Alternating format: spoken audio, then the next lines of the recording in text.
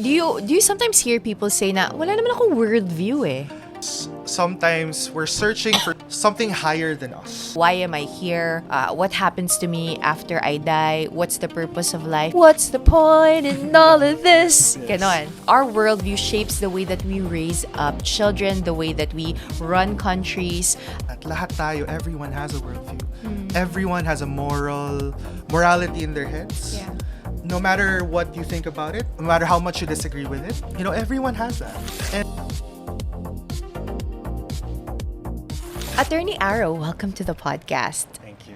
Thanks for being here. Now, we'll be talking about something today na I feel like I constantly talk about here on the podcast, but we've never truly defined it in the most proper way, which is worldview. Ano nga bang ibig sabihin ng worldview? One of the things na we constantly say here on the podcast is kapag growing up ka, you're learning about who you are, you're learning to make relationships, build relationships, learn about the world. The most important thing about you is your worldview or the lens through which you perceive the world, because that is going to shape everything about who you are and all the decisions that you make. But what is the definition talaga of worldview and how can we look at it? Actually, you've defined it the way that you've discussed it. It's really literally how you see the world.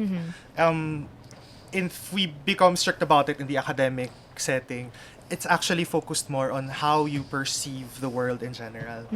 So it is, if I could explain it even more plainly, it's a map or a model of how you play out your reality here in the world.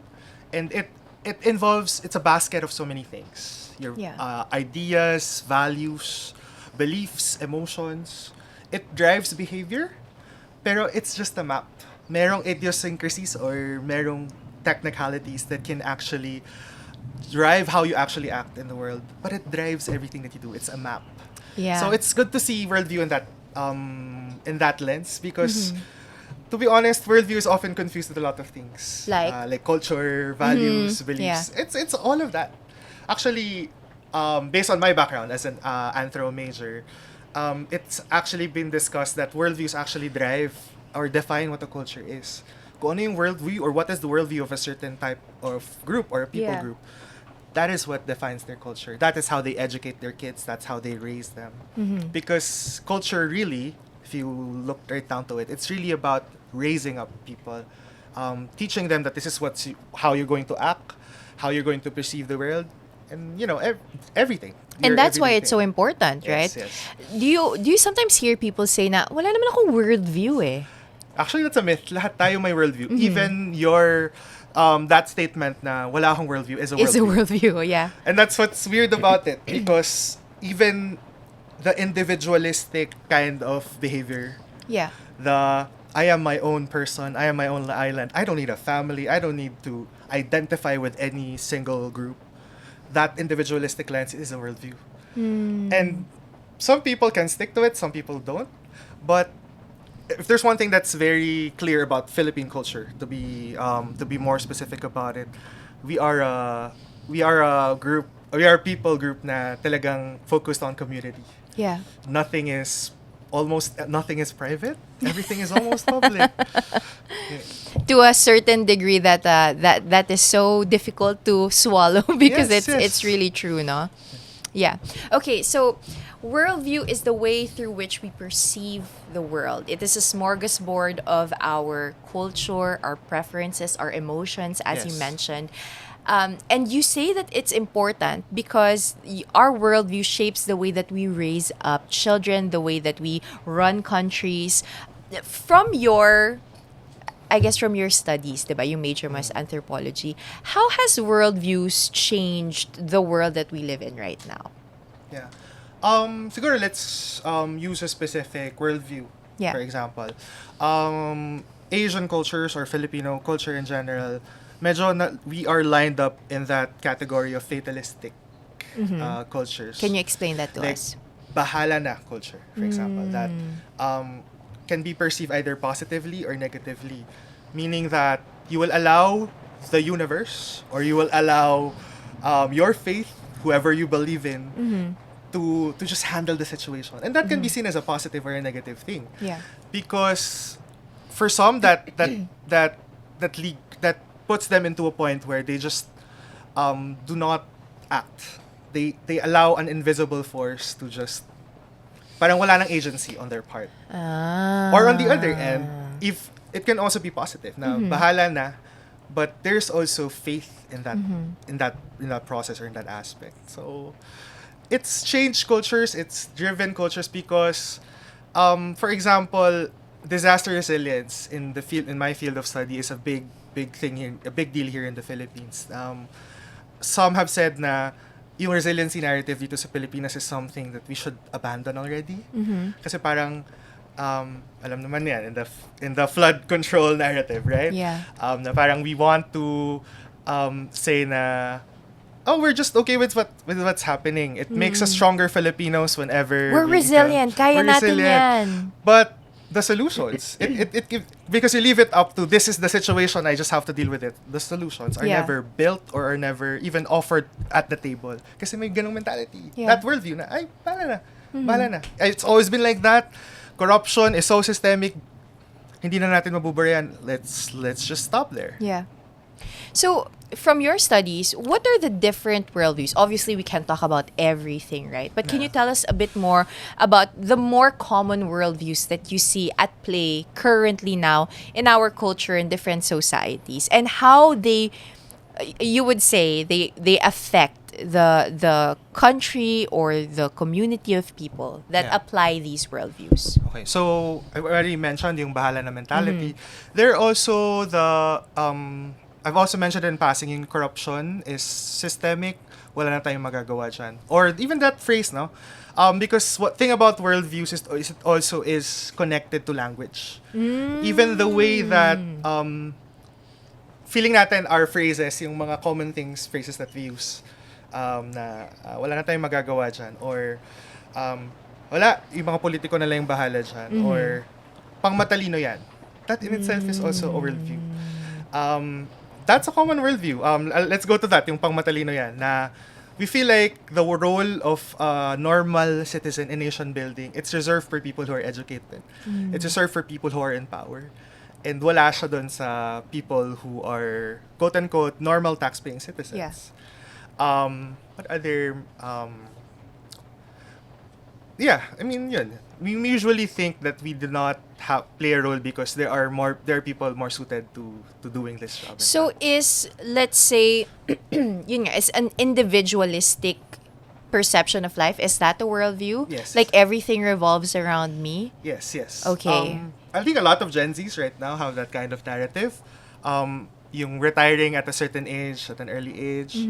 And also, even yung notion na I can make it without with cutting off people in my life, especially my family. Even the worldview that if it doesn't serve you, you've heard this a lot on TikTok. If it doesn't serve you, let it go or cut it off. Or happiness is the ultimate goal. That's a worldview also. That's a worldview. Ako, look at speech. Look at how people are talking right now in social media. Those are reflections of their worldview. And in fact, can be a worldview in and of itself. So were worldviews created because of... Wow, existential naman ng tanong ko sa utak ko. Were worldviews created because of life's biggest questions, would you say? Like, it's a natural thing, right, as human beings to then follow a certain worldview because you have these questions of... How do I differentiate between good and evil? Why am I here? What happens to me after I die? What's the purpose of life? Do you think that worldviews existed because of that? Yes. Actually, going back tayo sa definition, actually one of the earliest, parang, you're saying existential, right? Yeah. One of the earliest people who coined the term worldview is Immanuel Kant. Yes. In fact, the way, I cannot pronounce it. Look it up. Yes, okay. The way that he defined worldview is it's finding your place in the cosmos or in the universe. And you're right. It's our way of making sense of the world. That's our worldview. Yeah. Because sometimes we're searching for something higher than us. Yeah. Or something that controls us or something that drives us. And alam natin na sometimes we cannot derive that from ourselves lang talaga. Yeah. We derive it from something else, from some other persons, or again, a higher being. Yeah. Not just ourselves. The reason why I'm asking that is because we have to first ask that question. Like, why do we say, kanina we said off the bat, that everybody has a worldview? And the reason why all of us have a worldview is because all of us have the same basic questions about life Yes. without even recognizing it. Yes. We don't even recognize it, but we ask these things to ourselves, to the world, to God, to our communities. Why am I here? Where did I come from? What happens to me after I die? How do I differentiate between good and evil? What is my purpose in life? Yeah. Right? So these are important questions that people ask. And I think the reason why many of us, I was one of those people, were miserable, is because we try to answer these questions with a worldview that cannot suffice. And that's what leads me to our topic for today, which is Christianity as the worldview that answers life's biggest questions. In your own experience, how has Christianity answered those questions? Yeah. So, as we know, Christianity is a worldview. And me meeting Christ at a point in my life where I was having that questions even at a young age. We were discussing earlier, right before this podcast, that I was a voracious reader. In fact, I perhaps was reading stuff beyond the ata kid-friendly. Yung mga binabasa ko. Because, classics. I was reading War of the Worlds, Yeah. A Time Machine, medyo leaning on Dystopian. So I was reading those kinds of novels, the Yeah. classics, and it didn't really make sense to me what these things were, because probably I was a 6-year-old, a 7-year-old. A 7-year-old reading that. Oh my Yes. goodness. And growing up, I grew up in a Christian household. Some say it would be easy or natural for you to be a Christian and to form your own values or worldview. I would actually argue that it's difficult. Is it really more Yes, difficult? yes. Because you think that your identity is that. But of course, there's that voice inside of you saying that, hey, diba, I am my own person. I can carve out my space, my role in this. Kumbaga, my personality cannot just be what my parents are. Yeah. And that's our inner kid rebelling. And I think that's how it was for my faith experience. I was trying to make sense of me being, I wasn't even a pastor's kid then, but I felt like I was, because I was day in, day out, whole day church kid. Yeah. And I think Christianity as a worldview really shaped me to who I am today, because I don't work as an anthropologist, I work as a lawyer. Yeah. Where morality and your sense of self is very important. Because you work for the law, you work for justice. It's important to be able to identify where your values lie. Yeah. Because that will determine what your practice will be. So everything, I mean, the way that you define these things talaga will affect every decision that you make in your life, right? I remember I did have an existential crisis when I was 25 years old, and I think that's when my depression really took an almost deadly turn. Yeah. When I couldn't find, so just as a background, I think a lot of people who listen to the podcast know this naman. I come from a family that wasn't well off. It was a broken family. I didn't get education kasi nga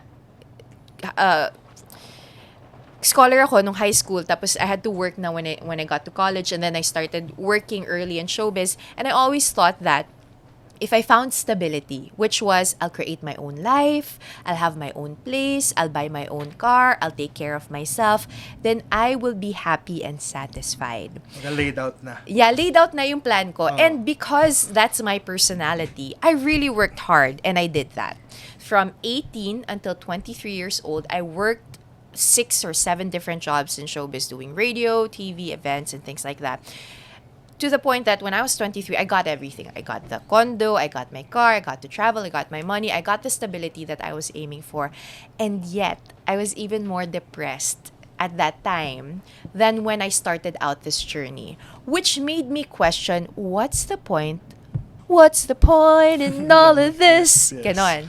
Na anong point nito? Anong point ng buhay ko? Okay, so ito pala yung pinnacle. okay, there's nothing here. Yes. And then, I did have an encounter with God when I was younger. And I was literally just desperate. And I was just like, okay, maybe God can help. Maybe the Bible can offer me something. Because I did everything right, quote unquote. But it's still empty. And so that's when I realized that Christianity offers the answers to these questions that I have, which is truth can only be defined objectively by the Bible. Yes. That morality can only be defined objectively because there is a just God that lives outside of this. Yes. That could tell you this is right and this is wrong. Because as discussed earlier, a worldview is a map. And I guess in our experimental stages or growing up, we try out these models. Yeah. Diba ang joke ng generation natin is, we all had an emo phase. We all had a phase I where... love how you broke out in the I song know. With Me. Diba. We thought that, for the lack of a better term, these attention-seeking behaviors in the Yeah. emo realm of thought would actually make us feel belong. Yeah. May sense of belonging, kumbaga. Or sometimes, ako, yung phase na, yung mga emo kids daw ngayon, naging K-pop fans na rin. Nakakala natin, hindi lang K-pop even yung mga famous artists na parang, we find our identity in fandoms. Yeah. We find our identity You're in belonging. in belonging. Kasi, nagsasabi naman sila ng inspirational things that that we feel, it can help motivate me because, hey, look, they work hard.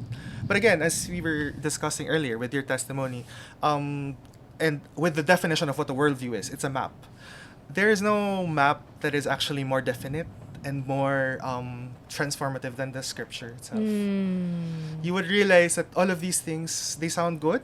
They're sound bites. Yeah. They feel good, even. But for something that is definite, something that is sure, I've only found that in scripture. It's something I still negotiate and deal with every day na I don't understand. Pa rin, sometimes, na scripture really has all the answers. Yeah. And the reason why sometimes we feel like we are lost in our 20s, our 30s, we have those quarter life, midlife crises, is because our maps got it wrong. Yeah. Yeah. And it's interesting because I was having this conversation a few years ago with a friend of mine. A study came out where scientists found out that resting once a week actually has incredible health benefits for people. And I was telling this person that it's so interesting how many of the sound bites that we hear that are quite inspirational, that are good, that are right, that sound kind of right. If you study scripture, that's really where it comes from. Yes. Generosity, forgiveness, grace, prioritizing love over bitterness. These are things that are rooted in scripture talaga. And what a great way to discuss that, right? Na, totoo nga, it's a map. And I like what you said na in our 20s, the reason why we feel lost is because we follow the wrong worldview. A worldview that eventually leads to destruction. So I want to ask you before we move on to the rest of the questions here, how do you differentiate a good worldview from a bad worldview? Because if you're a young person watching this, of course we're Christians, diba? So we can say this for ourselves, but they're trying to figure it out. Which worldview do I map my life out from? How do they differentiate that? What are the questions that they can ask themselves? Yes. So a good worldview or a bad worldview. I would say a bad worldview is something that, hurts yourself and usually hurts others. Sometimes we don't see that in our 20s. Sabi nga nila, our brains are not fully developed. Until you're 25. Yes, until you're 25. But you realize that there are really manifestly harmful worldviews, especially those that involve, to be honest, those highly individualistic worldviews. That's a really good one. Because even secular studies tell you that, man is really made to socialize. Yeah. And we are placed here on earth to, form social connections.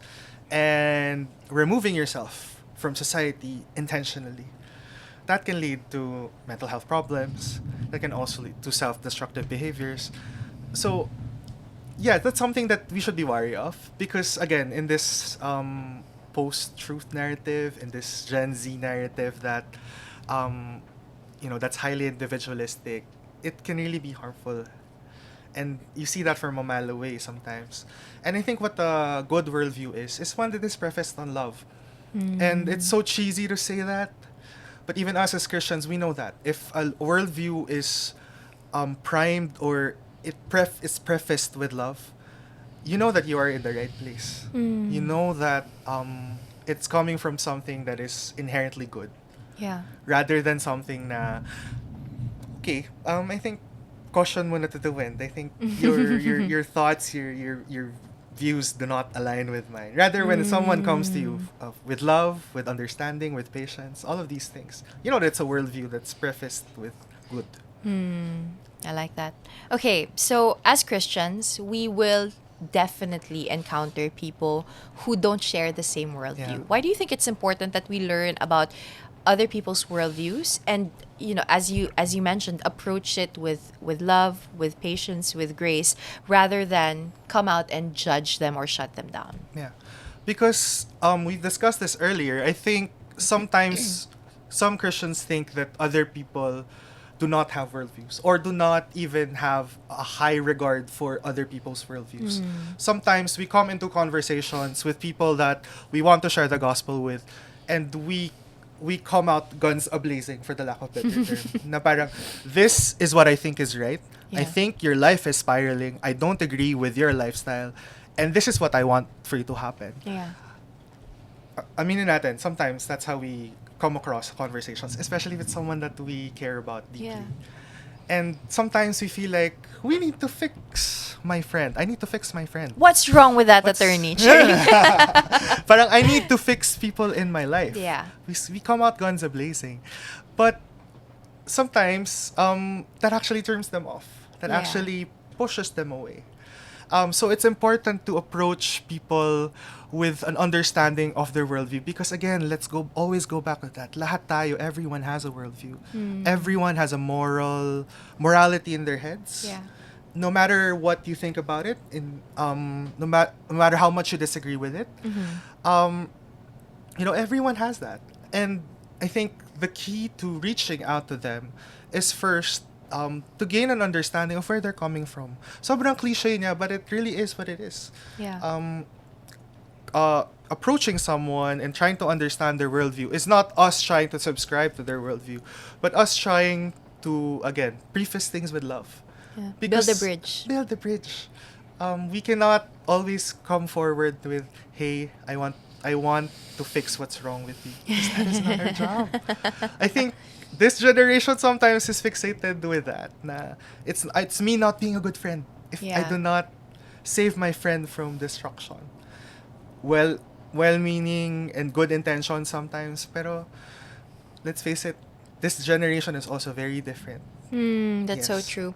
One of the things that shocked me recently that I learned from my husband, kasi very different personalities kami. Yeah. So my husband tends to be the more compassionate and gentle Yeah. type of person. Bakit ka nag-agree, attorney? Hindi, pero ganun talaga yung personality No, niya. yeah. Yung vibes niya, Yung parang vibes ganun niya, eh. ganun siya, Oo. diba? Ako, I'm very straightforward, as you can see.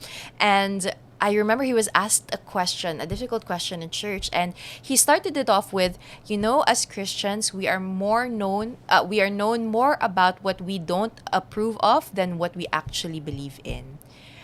And I was so convicted when he said that, na hindi siya kaagad dun sa correction eh. He's like, why are we thinking about the correction kaagad when we should be encouraging first about truth? That's the first one.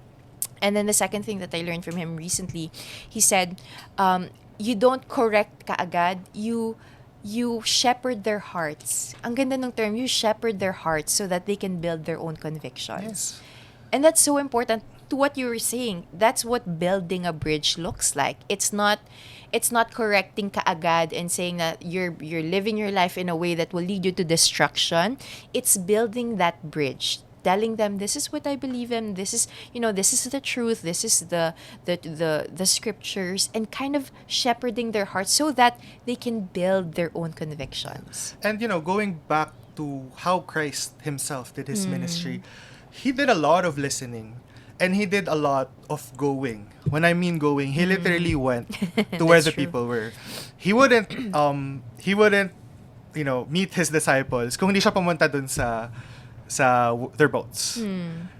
He wouldn't be able to also minister to the Samaritan woman without meeting her where she was and without listening to her narrative. Even though, he's Christ. He Wasn't already that knew. the longest conversation that Jesus had, diba, with the Exactly. Samaritan woman? Exactly. And kitang-kita mo doon na Or sorry, with the woman at the well pala with a woman yun. at the well, yeah. And he had an understanding of Samaritan culture. He was prefaced with an understanding of that. Kumbaga, he was equipped when he went into that conversation. Yeah. He didn't come out guns a-blazing, but he initiated a conversation. In fact, bridges and the way that Christ did his ministry is our example of how we should be doing these things. I always, for me, ang best example, and I would argue that this is the best example of how Christ did his ministry, and I think it's underrated, yung dining niya with sinners. And why is that important to me? Scripture doesn't really expound on how those meals went. But let's bring it to the level of our everyday activities. Dining with someone is one of the most vulnerable things you can do as a person. Yeah. Offering your time, and then unguarded ka usually on your meal times. That's where a person is, kumbaga, laid back or chill. Having those kinds of conversations over meals, people remember that. Tumatatak sa tao yon. And your vulnerability is shown when you offer someone a meal, when you pay for their meal even sometimes, or even when you just break bread with them. And, that's how Christ did his ministry. He went to them. He had conversations with them. And, you know what? This generation sometimes, ang hinihingi lang nila in the midst of their confusion over their lives or their worldviews, and sometimes they just need someone to listen to. Yeah. And I feel like sometimes we talk over them. We talk first without listening. And that is a worldview that is not congruent with how Christ did his ministry. That's so Again, true. with the example na he literally just went with meals with them. Do you think he was at that moment telling the tax collector na masama ka? Yeah. You collect too much taxes. No, he was just having a meal, having a conversation. And sometimes that's all a person needs. Your time, your vulnerability, your effort to go to a dinner with them. Yeah. Recently, that's a really great point, by the way. And I think you're right. It's so underrated because we always see the big things that Jesus did, right? Which are also wonderful. The miracles, being raised from the dead, all of these big things. But it's so true because I'm reading this book currently by Philip Yancey, The Jesus I Never Knew. Yeah. And at some point, I was crying while reading this book because Philip Yancey was painting the picture of who Jesus was as a person, as a human when he took on flesh. And it made me so emotional to think about how the God of the universe took on flesh. Like, yung may sinusulat dun si Philip Yancey na, imagine he chose the time in which he will be born, the place where he will be born, the historical culture in which he will be born, the life that he was going to live. He knew what was going to happen, and he did it anyway. Yes. And just to see how Jesus was so compassionate in that aspect, even more so, it really softened my heart that recently, because of the contentious news and everything that's happening online right now with our country and all over the world, I found myself, and I confessed this to my husband, I found myself getting really irritated by people who didn't share my worldviews. And I told it to Juancho because I said, I don't want to be like this because this is not how Jesus was.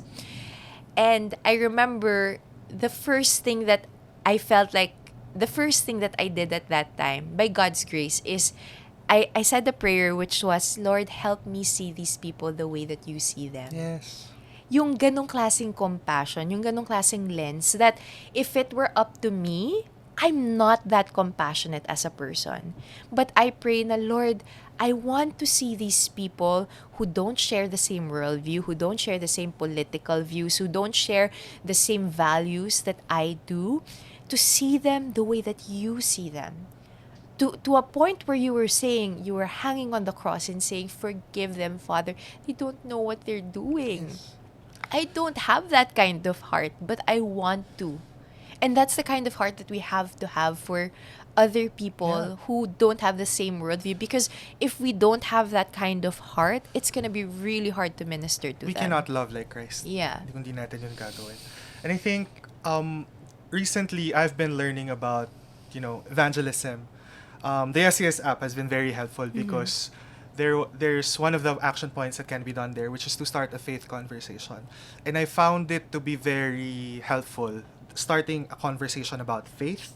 Actually, hindi na nga literally about faith, values.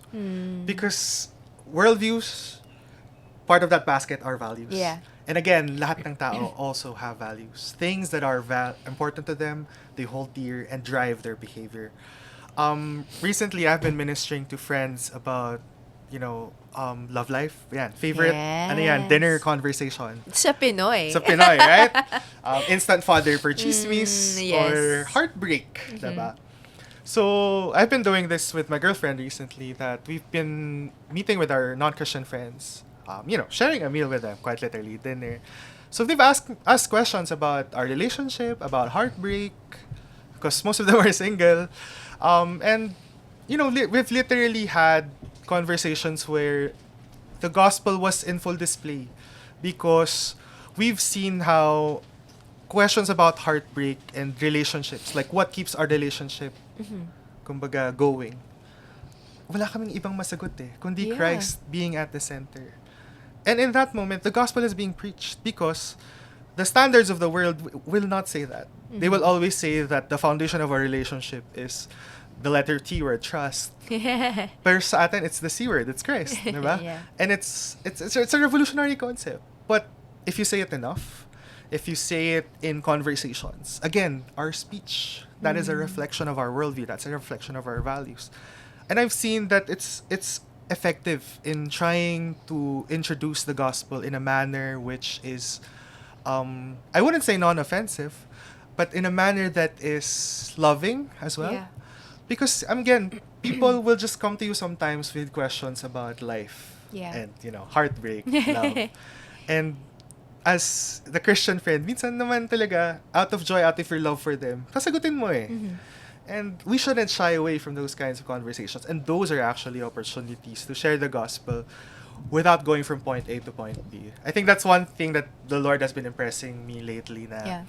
it's important to, to teach pa rin the gospel in full or yung presentation. But sometimes, you really do not have to be so, parang, I forget the term, pero parang so laser focused on going from point A to point B na na-preach ko yung buong gospel message. It can start with conversations about faith. Yeah, that's so true. It's so cliche, but I remember hearing that the first few years that I became a Christian, which was, sometimes ikaw lang yung Bible na makikita nila. Yes.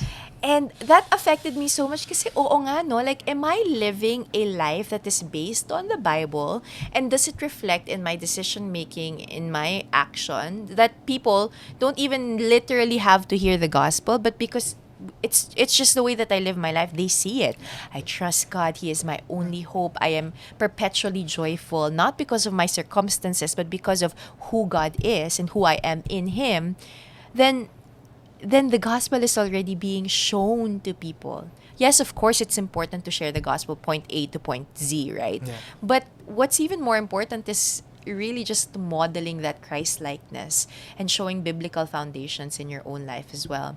I remember one of the funny things that our pastor here always talks about is, wag kayong puro aral lang ng aral, baka yung ulo nyo lang mapunta sa heaven. Kasi gino-joke niya palagi na, okay naman yan, sige, mag-reform theology tayo, alamin natin yung eschatology, gusto niya yan, sige, game. Pero, are the things that you're learning making you more like Christ? Yes. That is the question at the end of the day.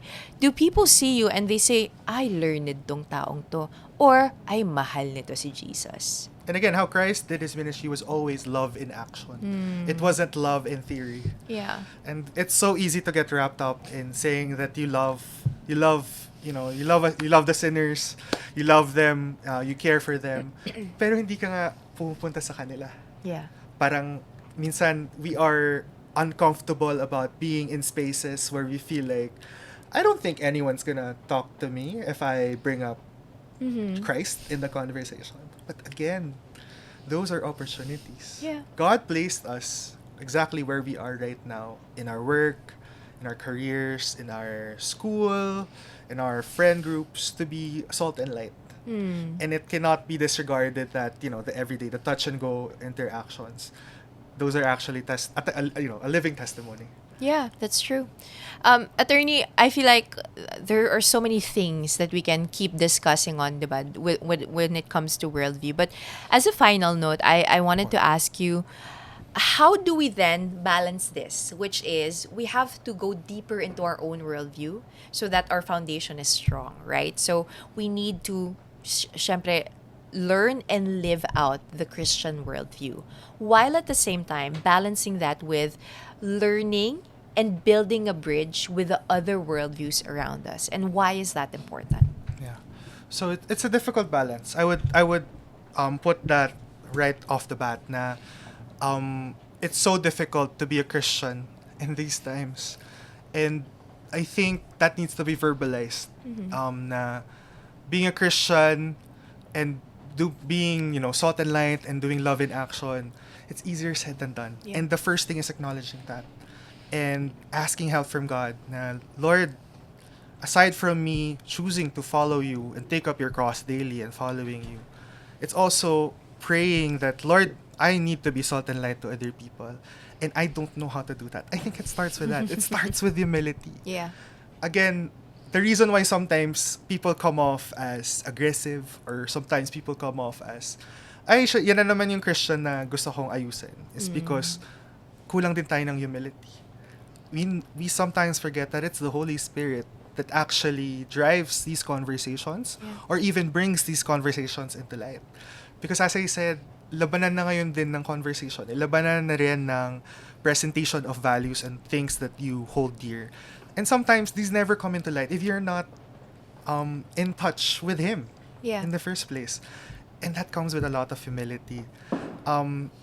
Again, there's also be premium with knowing exactly where God placed you, and not denying yourself of the opportunity to get in touch with these people. Why am I saying that? Some people kasi are so comfortable being in a church atmosphere that they feel like if they step out of the church, feeling nila the world is already out to get them and mababahiran ako, for the lack of a better term. But again, the reason why you have work, which is outside of church, the reason why you have non-Christian friends is because that is your mission field. Yeah, that's why we're commanded to be salt and light. How can you be salt and light together? Para-paras tayong salt and light. Pero ang hirap kasi, lalo na, kids like me, pastors' kids or people who grew up in church, natatakot na parang, yun nga, mababahiran ako if I step out of that. And again, that even comes with even more humility. And dun ko i-preface dun ko ilalagay yung balance. It's coming to the Lord with that kind of humility. Na, Lord, use me as your servant in order to minister to others. I know it's difficult. I know it's not something that I can do out of my own will, out of my own power, but only by your grace. Yeah. It really starts with that. Because it's easier said than done, what I said about dining with people, dining with sinners, and, reaching out to them and starting a faith conversation. It is intimidating. It is going to be scary. There are times where it can get aggressive. But again, there really is no further help that you can get but from God Himself. Tap into His love, tap into His grace, and, I always say this, and in the conversation, it's always been the recurring theme. Balik ka lang sa Matthew, balik ka sa Mark, sa Luke. How did Christ do His ministry? Yeah. Balik ka. The examples there are very, very, they're all laid out for us. Preface everything with love. Always, always preface everything with love. I love that. Ganda. Alam nyo na, guys. It's easier said than done, yes. though. Thanks, attorney, ha? Yes. No, but it's really good practical tips, right? So the practical tip is really just humility first and foremost. It's that prayerful humility of knowing your starting point, which is, Lord, it is only by your grace and by your mercy that I am here. It is your calling that I have been placed in this particular field, work, community, or family, and I trust you in that. That kind of prayerful humility is always going to be the needed starting point for us as Christians. And the practical tip of just reaching out to people who might not have the same worldviews as you, maybe even anticipating that it might be an antagonistic kind of Yes. conversation, while at the same time acknowledging that I stand firm on this foundation and I come with humility, with respect, with grace, and with love for this person, you know. And we always have a model because he loved us first. Yeah. So ako, if you are stuck or parang you're scared of going that first step of sharing the gospel, or even not just sharing the gospel, sharing your worldviews pa nga lang Yeah. eh. What you believe in pa nga lang eh. Remember, our model is always Christ. We know how to love. Marunong tayo magmahal in Filipino. Marunong tayo magmahal dahil minahal niya muna tayo. And that will always be our model. That will always be our moral compass, the real moral compass in how the way that we share the gospel. If you're stuck, you always go back to the example of Christ. I love that. Thank you so much, Attorney Arrow, for you. being on the podcast. I loved your insights, and I loved our shared love for the Lord and for His Word. And I hope that this was a conversation that a lot of young people can really benefit from. Even yung mga young at heart lang, katulad namin ni Attorney. Let's go. Nag-randomly quote ng emo songs. We've all been there. Yeah, we've all been there. We know the song. Kung sumabay kayo sa amin, wag na po kayo magpanggap.